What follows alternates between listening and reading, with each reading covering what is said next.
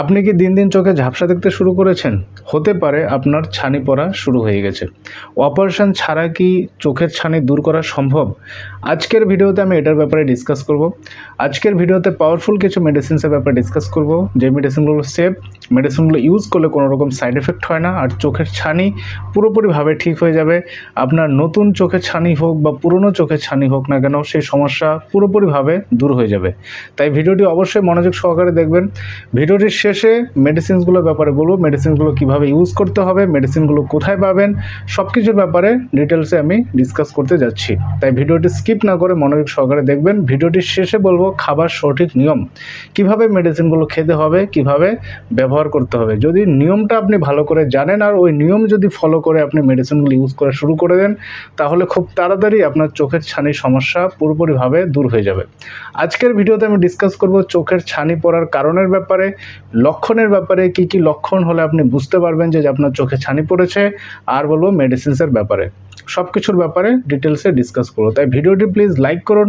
1000 লাইকের টার্গেট রাখছি। ভিডিওটি অবশ্যই আপনি লাইক করবেন। লাইক করলে আমি মোটিভেশন পাই আগে আরও ভিডিওস আপলোড করার জন্য।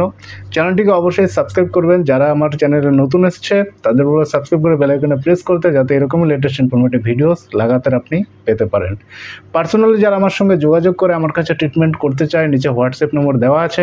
আপনি হোয়াটসঅ্যাপে আমাকে মেসেজ করতে পারেন বা পার্সোনালি ফোন করতে পারেন। আপনার যে কোনো প্রকার রোগের সমস্যায় আমি অবশ্যই আপনাকে হেল্প করব। চলুন আজকের এই ভিডিওটি শুরু করি। সো ফ্রেন্ডস, সবার প্রথমে চলুন জানি চোখের ছানি পড়ার লক্ষণের ব্যাপারে। কী কী লক্ষণ হলে বুঝবেন যে আপনার চোখে ছানি পড়েছে? যাদের চোখে ছানি পড়ে, ঝাপসা দেখে, কুয়াশার মতো দেখে, ভালো করে পরিষ্কার দেখতে পারে না পেশেন্ট, ঝাপসা ঝাপসা দেখে, তো এটা ছানি পড়ার লক্ষণ।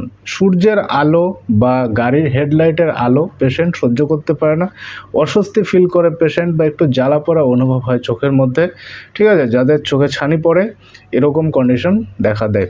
পেশেন্ট কালার ভালো করে বুঝতে পারে না, কালারগুলোকে একটু ফ্যাকাশে টাইপের দেখায় পেশেন্টকে। পেশেন্টের চোখের সেই কালারের যে উজ্জ্বলতা, সে পেশেন্ট সেটা ভালো করে বুঝতে পারে না। নেক্সট হচ্ছে, অনেক সময় পেশেন্টের এরকম মনে হয় চোখের চারপাশে যেন গোলাকার সার্কেল কিছু বা আলোর জ্যোতি এরকম করে ঘুরছে চোখের চারপাশে, এরকম মনে হয়। চোখে ছানি পড়লে পেশেন্ট রাত্রিবেলা একদম কম দেখে, আর অনেক সময় পেশেন্ট একটা জিনিস ডাবল দেখে, একটা জিনিস দুটো দেখে, এরকম পেশেন্টের হয়। এবার চলুন জানি কারণের ব্যাপারে। চোখের ছানি পড়ার পেছনে কী কী মেজর কারণ রয়েছে, সেই কারণগুলোর ব্যাপারে চলুন জেনে নিই। চোখের ছানি পড়ার পেছনে প্রথম যে কারণ সেটা হচ্ছে বার্ধক্য। 40 ইয়ার্স 50 ইয়ার্স ক্রস হওয়ার পর কি হয়, চোখের ছানি হওয়ার সম্ভাবনাটা বেড়ে যায়। কারণ বয়স বাড়ার সাথে সাথে চোখের পাওয়ার কমতে শুরু করে, চোখের লেন্সের পাওয়ার কমতে শুরু করে, যেই কারণে ছানি পড়ার সম্ভাবনাটা বেড়ে যায়। এছাড়া যাদের ডায়াবেটিস বা সুগারের সমস্যা রয়েছে, ডায়াবেটিসের কারণে কি হয়, যে শর্করা রয়েছে, সেই শর্করা আমাদের চোখের লেন্সের উপর খুব খারাপ প্রভাব ফেলে, লেন্সের ক্ষতি করে, যেই কারণে ছানি পড়ার সম্ভাবনাটা বেড়ে যায়। হাই ব্লাড প্রেশার একটা কারণ, যাদের ব্লাড প্রেশার হাই থাকে দীর্ঘদিন ধরে চলতে থাকলে সেটা ছানি পড়ার কারণ হয়ে দাঁড়ায়। এছাড়া জেনেটিক একটা কারণ, বংশগতভাবে যার ফ্যামিলি হিস্ট্রিতে তার বাবার, মায়ের বা দাদু ঠাকুমার কারো এরকম ছিল, চোখের ছানি পড়ার সমস্যা ছিল, তার এরকম হওয়ার সম্ভাবনাটা বেড়ে যায়। এছাড়া অনেকেই কি করে, স্টেরয়েড জাতীয় মেডিসিন অত্যধিক পরিমাণে নেয়। অ্যাজমা বা বাতের ব্যথার জন্য স্টেরয়েডযুক্ত মেডিসিন বেশি করে নিলে যে ক্ষতি হয়, সেটার কুপ্রভাবের ফলে চোখের ছানি হওয়ার সম্ভাবনাটা বেড়ে যায়। এছাড়া অনেকক্ষণ যারা রোদে কাজ করে, অনেকক্ষণ রোদে কাজ করার ফলে কেউ সূর্যের যে আলোটা, সেটার কুপ্রভাব থেকেও কিন্তু চোখে ছানি পড়ার সম্ভাবনাটা বেড়ে যায়।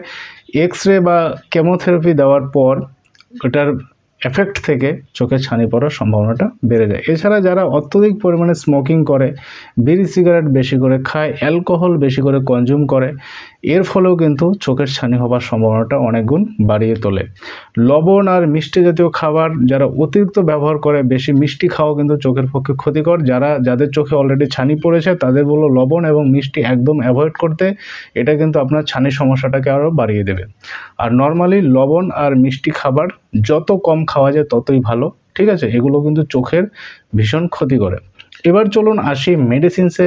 কী কী মেডিসিন আপনাকে ইউজ করতে হবে, কী কী মেডিসিন আপনাকে খেতে হবে চোখের ছানির সমস্যা দূর করার জন্য। সবার প্রথম পাওয়ারফুল যে মেডিসিন, সেই মেডিসিনটির নাম হচ্ছে থিওসিনামিনাম 3x ট্যাবলেট। দ্বিতীয় পাওয়ারফুল মেডিসিনটির নাম হচ্ছে ক্যালকেরিয়া ফ্লোরিকা 12x, আর তৃতীয় মেডিসিনটির নাম হচ্ছে অ্যান্টিমক্রুট 6 মেডিসিন। আর দুটো আই ড্রপ বলছি, সেটা হচ্ছে সিনারিয়া আই ড্রপ, একটা হচ্ছে অ্যালকোহলযুক্ত, একটা অ্যালকোহল ছাড়া। সে কিভাবে ইউজ করতে হবে, কোনটা আপনাকে ইউজ করতে হবে সেটা একটু পরে বলছি। সবার প্রথমে আসি চলুন মেডিসিনসে। মেডিসিনসগুলো আপনাকে কিভাবে খেতে হবে। মেডিসিনসগুলো আপনি পাবেন হচ্ছে হোমিওপ্যাথি শপে, লোকাল হোমিওপ্যাথি শপ থেকে আপনাকে পারচেস করে নিতে হবে। এসবিএল কোম্পানি নিতে পারেন, জার্মানি কোম্পানি নিতে পারেন, একটা ভালো কোম্পানি নিয়ে নেবেন।